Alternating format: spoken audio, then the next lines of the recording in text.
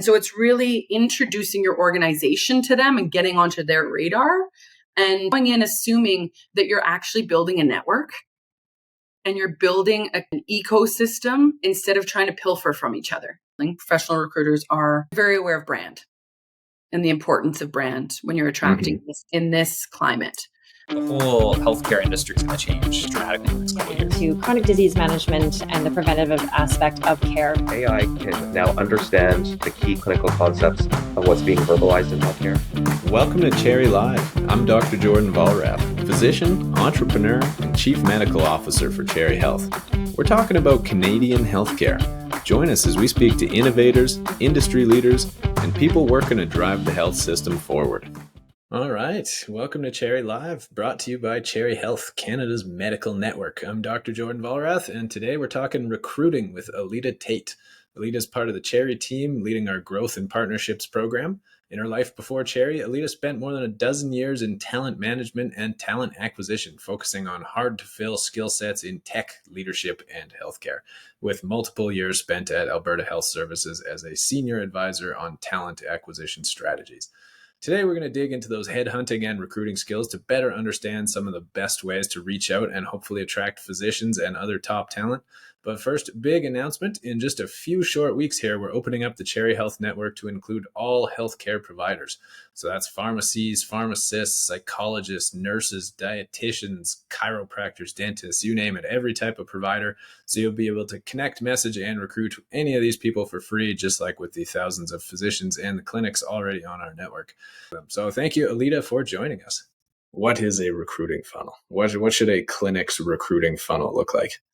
So a funnel in recruitment terms, it can be a couple of things. The broad sense of a recruitment funnel is how do you get the message as broadly out there as possible, aka employer branding, and then work up, getting as many leads in as possible, all the way down to making that offer. So for some people, that's a recruitment funnel of how actual individuals flow through that process. It's an internal flow, sort of. From building a recruitment funnel in a recruiting sense, otherwise, and this is, I think, probably more important to this audience, it's who do you reach out to first and how do you find these people? And so employer branding, we just talked about, right? What's in it for them?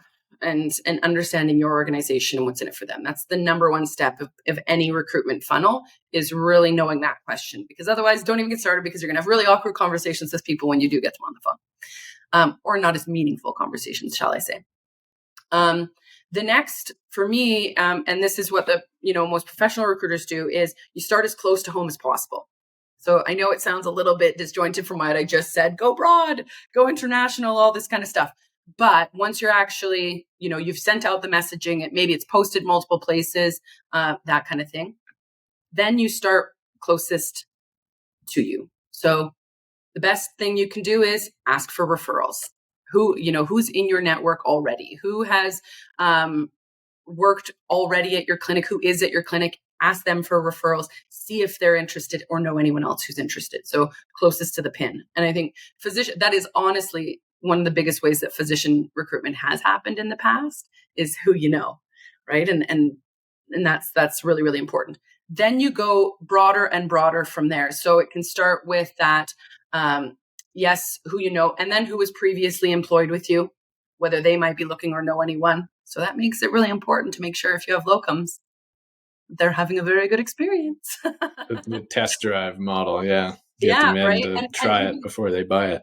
Absolutely, but also try it before they tell their friends about it. Maybe they want a locum forever, but they have lots of friends who are interested in potentially a more home-based clinic to be at. So if your locums aren't having a good time with you, if you're not onboarding them well and supporting them well through their term with you, that's something to really worry about right now, because that will burn your bridges really quickly with being able to do this, the recruitment funnel. Then it's the networking groups. In Canada, we have plenty of Facebook groups. We have on the Cherry page, in the resources, some different provincial tools that say some of the different groups and channels that you can look at. And I think in the Recruiter 101 previous session, we have quite a few of those as well.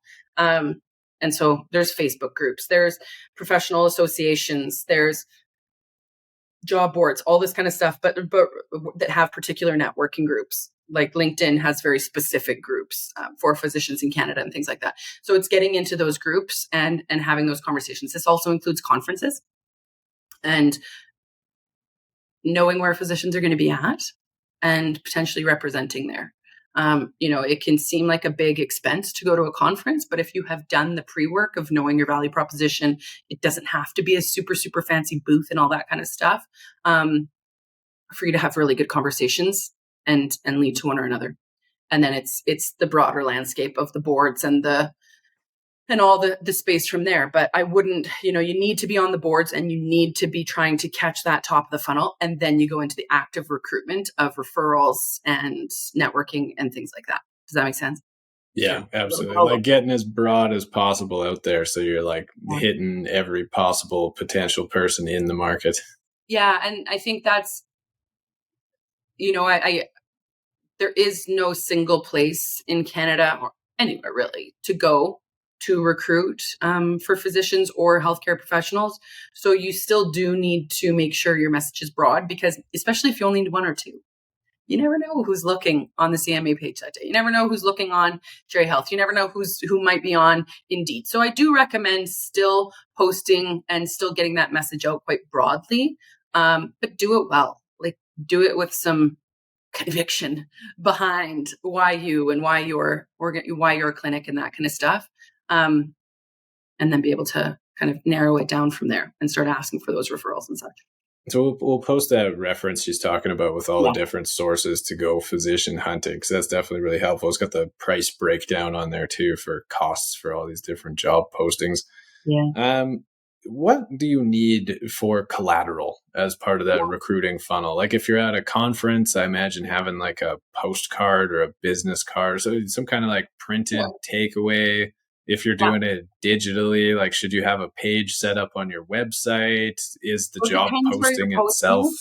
Yeah, I always say, if you have a website and you're discoverable, having a posting on there is, if you're recruiting, is table stakes now. Mm-hmm.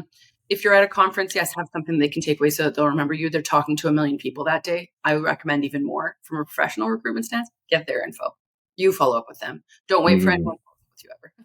Okay, just good business advice in general right there. Yeah, you got to be proactive. Exactly. Get it and don't wait for them. And then, so I wouldn't worry as much about collateral. I think, sure, if you're going to have a booth, make sure you have a little something to represent yourselves by. And I think one simple stand-up, I think they're $100 or something. Jordan, you order these all the time, but that simple stand-up that just talks about your differentiator, those kind of things. But ultimately, I think conferences and those kinds of things are helpful. But I think doing direct outreach and asking for referrals and getting into those networks is probably going to be even more meaningful than and more feasible than attending conferences. Because I would imagine, and I, from what I know, a lot of people are recruiting one or two, and it's probably going to conferences can be a little bit outside of their reach, let alone time availability. Yeah. And I think that's probably, So and it's pretty, that's where I would say is the biggest gap I see from professional recruiters to someone who is doing this as much as they can off the side of their desk or what have you, is that ability to have those, let's call it cold conversations, or ask for the referral and make those types of approaches to find those candidates. Yeah, those warm leads are going to be like your highest yield, right? The people closest to you and your network, the friends of the people that are already working at your clinic and happy and more than willing to talk about it, right? That's just going to be the path of least resistance versus somebody completely external to the organization through the internet or phone. Right? That funnel burns out over time, right? If you're recruiting multiple people. And so there are a couple tools out there that allow you to actively engage and actively message professionals. Mm-hmm. And I think one thing, and I from a professional recruiter stance, that's what we do. We don't wait for them to apply. We don't wait. We get out there, we find them, and then we figure out a way to message them and approach them that isn't like, "Hi, I have a job. Interested?" How should you start that conversation? I have a really good job. Like, what do you say Yeah. for that opening? You know what? I think it depends how much information you have on the person. If you know they're actively looking because they posted on, somewhere like actively looking, you can probably start a little bit hotter like that. Like, hey, now that you're looking for a job, here's what we're offering. Here's how we stand apart. Would love to talk to you if this aligns with what you're looking for. Or, hey, I saw you're looking for a job. Would love to talk to you about what we're doing. I just get them. The faster you can get people on the phone and having a conversation with you to discover what's meaningful for them, the more likely you are to be able to interest that person. Because if you start with what you've got, not knowing at all what's of interest to them, there's a potential for a disconnect there. And it's, and it stops you from also being able to ask for that referral. So every single person that I talk to, or that I reach out to, here's my take on this. So, say I find a profile somewhere, and I'm able to reach out to them, and all it says that this is a physician, family physician in Calgary. I have no idea whether they're looking for work. I have no idea if what they're doing. I start every message with hello. We're currently recruiting for family physicians, etc., at XYZ clinic or I see that you're practicing in Calgary. I'm not sure if you're looking for a new opportunity right now. However, I wanted to reach out as perhaps you or maybe someone that you know might be interested in the type of opportunity that we have. And this show is brought to you by Cherry Health, Canada's medical network where healthcare practitioners connect. Physicians, pharmacists, dentists, chiropractors, and all other allied healthcare professionals can sign up for free and start checking out job opportunities from thousands of employers across Canada. We make it easy to advance your career with industry-specific job filters to help find your dream job or line up your next locum. You can also post jobs for free. That's right, if you're a clinic owner, manager, or a recruiting professional, you can recruit physicians and other healthcare providers for free. There's no catch, $0, hundreds of new health jobs posted every week.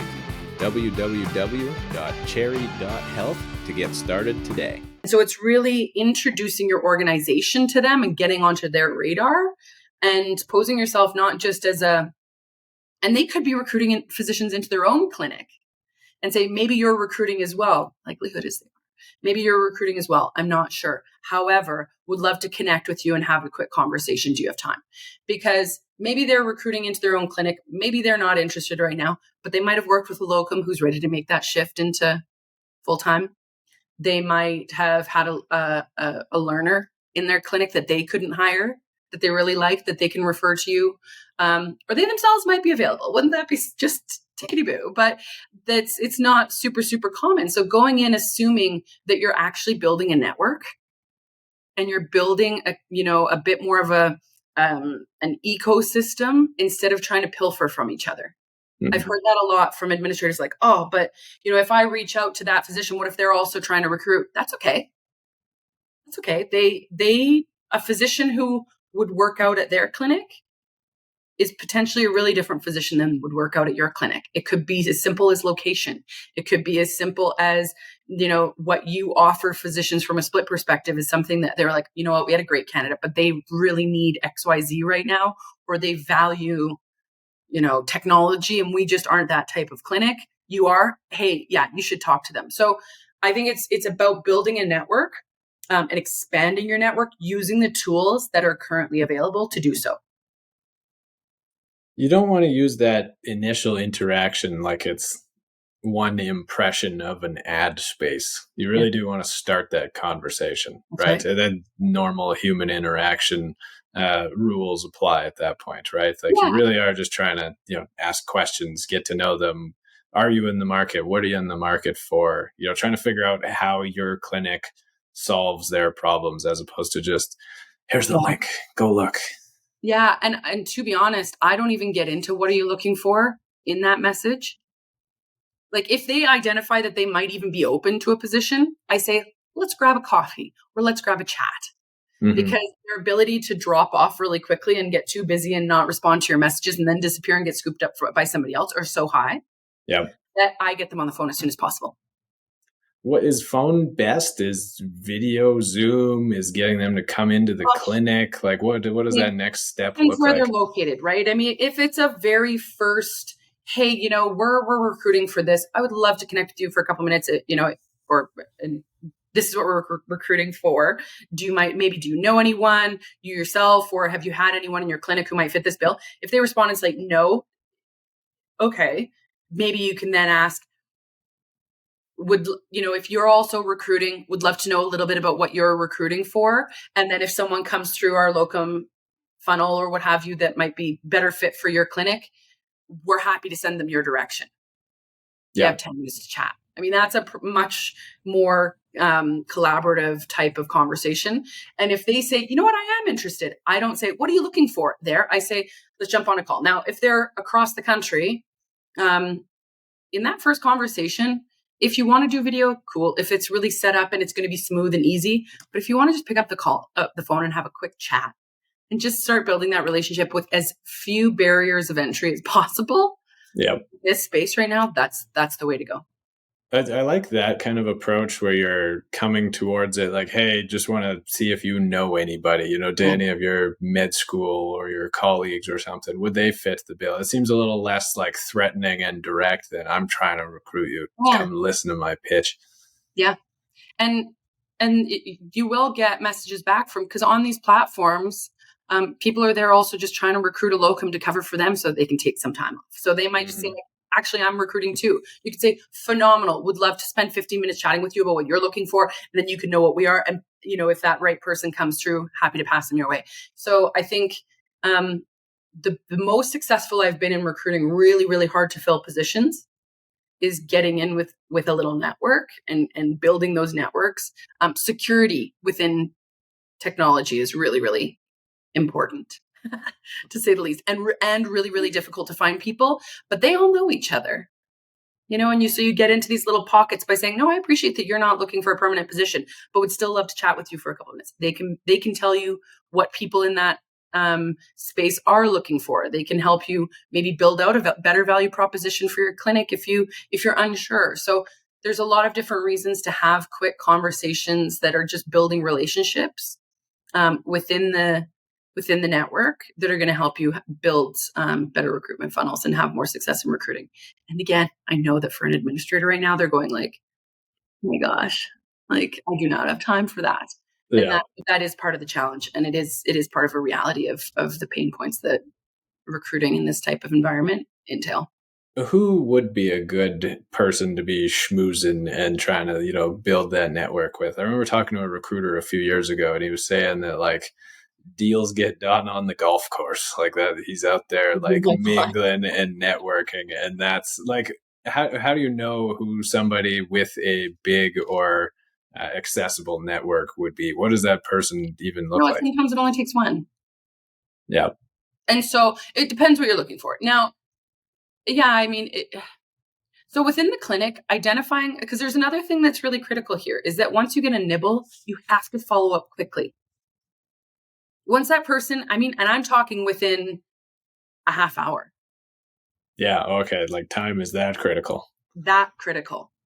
If they're getting hundreds of messages of join here, which they are, then your ability to follow up quickly is going to be paramount. So, we've seen it. Like somebody makes a post like, hey, looking for a locum this area this month. And like within 24 hours, there's 20, 30 messages piling up. Exactly.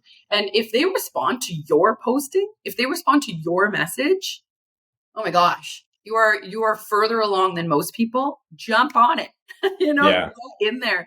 And time is of the essence. And so I think whoever can do that, and sometimes it can be multiple people within the clinic, like if there's a shared email where if that comes in, someone needs to jump on it ASAP. And so building out the recruitment, who's going to own this within the clinic is really, really important. And that person is enthusiastic about this and knows enough of the answers to get the ball rolling is really, really important. But if they did that pre-work of like, why would you want to come work here? What's in it for you? Why do other people like to work here? That usually covers those bases. But whoever's going to be answering that call, whoever's going to be taking that has to know that. Mm-hmm. And it has to be slightly enthusiastic about it, because a lot of other clinics will be. And there's lots of recruiters out there who are selling opportunities like crazy. And I've talked to innovative clinics that are, doing things a lot of different ways. They're actually not going to have any administrator. You just have it's like a hot desk pretty much. You have 2 rooms, 2 MOAs, and access to the EMR. Other than that, you're on your own. So, but that'll take one type versus others who have a full support system and lots of administrators and all this kind of stuff. So I don't care whether it's the doctor. Eventually the other doctors should get involved, and, they want to know who they're going to be working with and stuff. And I think that's the best case, but whoever can actually activate it. And then in every clinic, if you're trying to recruit a doctor, everyone should be responsible for it. You can get the whole team involved. Yeah, if you hear behind you that someone's a doctor and they're like, oh yeah, I'm thinking of changing locum. I don't care if you're the most junior administrator who just got there. Jump on it. It's a great time to plug our Cherry recruiting cards. So if you want to get a pack of business cards for your clinic that link back to your profile that your whole team can have in your wallet, and if they come across somebody who might be interested, pull that out. That's a slick way to add your style to your funnel. Yeah, totally. Good plug, Jordan.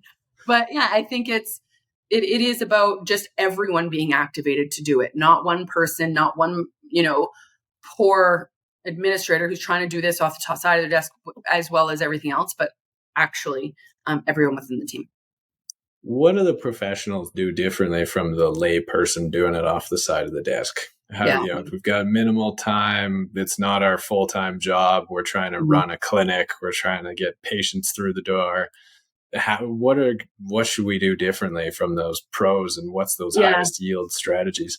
I think we've covered some of it, as in the approach. Know your opportunity, be extremely well prepared that you are selling your clinic.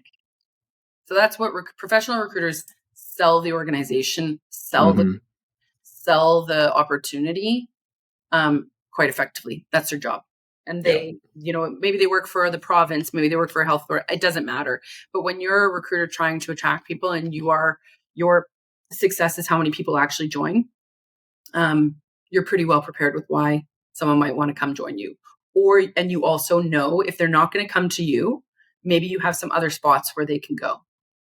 And you can say, you know what, this isn't the right opportunity for you. What you're looking for with schools, you should talk to so-and-so, because then you create good favor with that physician, and physicians know physicians, and so they are constantly thinking the long game.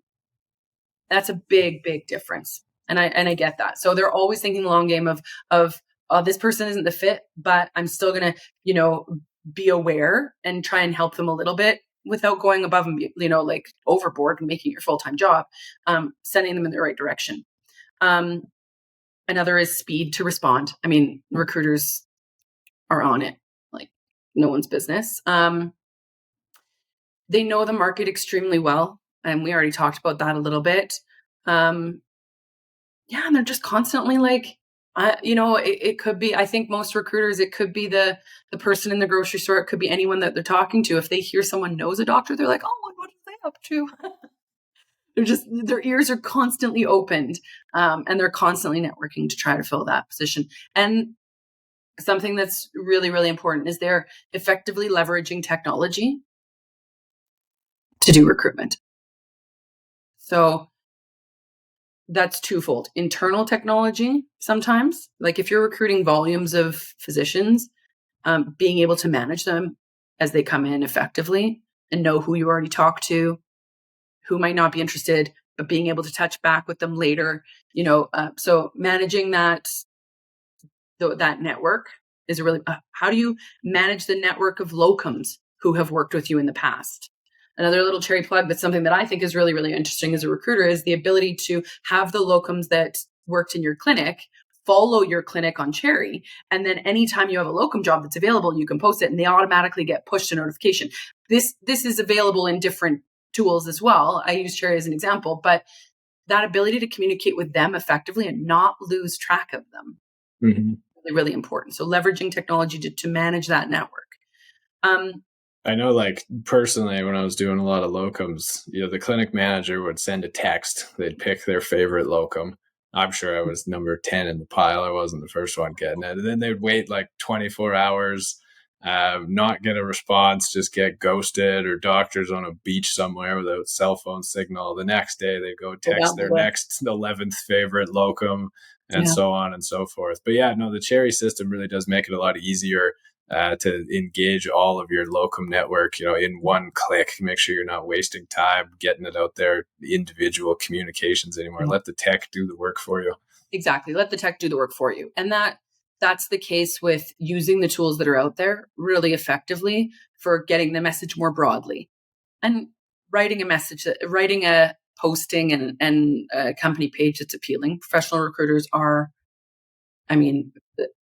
they're very aware of brand and the importance of brand when you're attracting in this climate. This show is brought to you by Cherry Health, Canada's medical network where healthcare practitioners connect. Physicians, pharmacists, chiropractors, dentists, and all other allied healthcare professionals can sign up for free and start checking out job opportunities from thousands of employers across Canada. We make it easy to advance your career with industry-specific job filters to help find your dream job or line up your next locum. You can also post jobs for free. That's right, if you're a clinic owner, manager, or a recruiting professional, you can recruit doctors and other healthcare providers for $0. No catch, hundreds of new health jobs posted every week. www.cherry.health to get started today. Those are some of the big, and one other thing that I want to talk on that I'll get into another time, but it is that once you've had that conversation and you have someone who might be interested, how you work them through those next steps all the way through negotiation and then starting is critically important. There is nothing worse than saying like, yeah, I'd be interested. And then you don't hear back for a couple of weeks, or, this, that, and the other, or the process feels really disjointed. It doesn't instill a ton of confidence. Yeah, the time really is of the essence, right? Because they're getting just as many inbounds from elsewhere, and the quicker you're on it, the more likely you are to and effectively on it. So if you set expectations of this was a phenomenal conversation, our XYZ doctor is going to be in the owner, whoever is going to be in the office day after tomorrow. I'm going to organize a conversation for you and that person. Following through and doing that effectively is going to help this person trust that this is the place that they might want to work, versus that place is like, okay, perfect. Well, I've got to organize a conversation with you with so-and-so. I'll get back to you. And 4 days later, you hear about it. And you're like, oh, I already accepted something else. So yes, speed, but also just building trust along the way, that they think, oh, joining this place is going to make my life easier, is going to be a good place for me to work. They seem to have their ducks in a row. And then the same is true with onboarding. When you're onboarding someone, that from the time you have the conversation and they accept a position up to that first 3 to 6 months is the highest risk time for them to leave. What are some of those things you got to avoid in that first 3-6 month period? Well, no onboarding is one thing. I think smooth onboarding before, where it's like, welcome to the jungle. You gotta get in there, and it's kind of anarchy. You don't have a ton of support. You're figuring out the systems. Maybe it's a new EMR you've never used, but you have very little support in figuring it out. Maybe it's, hey, welcome. Here's an email inbox of 10,000 messages to deal with. Good luck. It doesn't. It's how you bring someone on is how they expect their future to go. Yeah. So doing it in a way that's thoughtful, that there's a bit of preparation and diligence done into it, making sure that you've collected the right documents early on and you know what you need. If you don't even know what you need to collect and that kind of thing, it's going to be really painful where 3 weeks and you're like, oh, actually, I need a back check for you, that kind of thing. So anywho, just being well prepared. And I don't want to get into that right now because it's not as much related to kind of headhunting and that kind of thing. It could be that next talk, but being prepared from the first time you talk to them all the way through to onboarding and keeping them is really, really important for being able to bring them in effectively and retain them through the process. Yeah, make sure your sieve isn't leaky even after they're in there.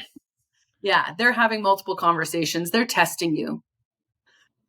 So, rise to the occasion and be a little bit prepared and help them move through the process effectively. And that is actually a differentiator to a lot of other places right there. If anybody has any questions in the chat, please do throw those in there. But in the meantime, active versus passive candidates. Could you elaborate on that a little bit? Sure. So an active candidate is someone who has identified that they are open to work on different platforms. They can do that in different ways, or they're showing up at a career fair with a resume, that kind of thing. So they're actively looking for work. They're applying to positions. You appeal to them with your employer branding, with making sure that you're present and out there in the world and showing that you are hiring, and by just helping them find you because they're looking. Which is great. Usually earlier career, IMGs, things like that. Like those are really active candidates, and that's awesome. Yeah, new graduates, people moving, IMGs looking for the ones that are super motivated, right? Yeah, exactly. Moving provinces, etc. And sometimes it takes a little bit of extra handholding, but they're really motivated, and so it's worth it because it might not feel like helping someone figure out how to move from province to province and helping them through licensure as an administrator is something you want to do. But I'll tell you, if that person found you and found your posting and applied to it and said, "Just can you help me figure out how to move from Ontario to Alberta?" That's a lot easier than finding a physician who out there who on your own. So heck yes. Yeah. Heck yes. What can I do to help you, figure out how to move here? Whether it's, helping them figure out how to get, if they're moving to Canada, how to figure out how to get their driver's license and these kinds of things. And there's different organizations out there that can help you with this too, but help them. Those active candidates, because active candidates are motivated. Well, so on that note, we did get a question. Which platforms have you found the most effective for headhunting and talent recruitment? So depending on the skill set, it can be different. So in the healthcare space, outside of healthcare space, let's start that way. Outside of healthcare space, the platforms that I found most effective, most recruiters would tell you that LinkedIn is where they go for most recruitment. Mm-hmm. Outside of healthcare. And almost every recruiter will tell you, and I know this very, very well from having been a part of bringing LinkedIn to previous organizations, it's really not great for most healthcare professionals. So for most healthcare professionals, what we're finding, Cherry Health, we built it purpose fit for that. So I think Cherry is a great tool for being able to headhunt. Is it perfect? Is there some information? Like you're reaching out a little bit cold sometimes. However, you can do it with recruiter tools and different tools like that. And I think if you take a networking approach, then it's really, really effective. It's also extremely effective for being able to get your message out there. For other professions right now, so as Jordan said, Cherry Health is branching out to other healthcare practitioners. So it's going to be right across from NPs to dentists to pharmacists, you name it. But we do know as well that doing some posting, like a lot of NPs and stuff, do look on Indeed. They do look on their association pages. They do look in these places. So I can't, there's going to come a day where we can say that Cherry Health is the silver bullet and you can find everyone there, that kind of thing. It's coming. But I think still using LinkedIn for some leadership positions, headhunting for board seats, headhunting for executive leadership type positions and stuff like that. I think in the healthcare space, it's still excellent for that. I would still post there. You never know who's looking where. Using the Cherry Health networking events, Facebook groups are still, there is activity there. There's activity in those provincial Facebook groups and in those physician Facebook groups and things like that. And so I wouldn't neglect those at this time. And so those are some of the big ones. So I've seen Facebook used a lot. I guess it comes down to what's the most regionally specific platform for your specific demographic of interest. So if there's a Facebook group for that exact profession in your exact location, I would check there. If your local primary care network has job listings, I would check there, all the way up to the city and the provincial level, right? So if there is any of these specific, unique niche type of job boards, I would definitely check in these spots as one of the first places to go. Again, like Lita was mentioning, there just aren't that many doctors on LinkedIn. there has to be some utility to it just based on the number of like, to find physicians. Yeah, the number of inbounds and in-mails I get on LinkedIn from recruiters trying to headhunt me is very, very high.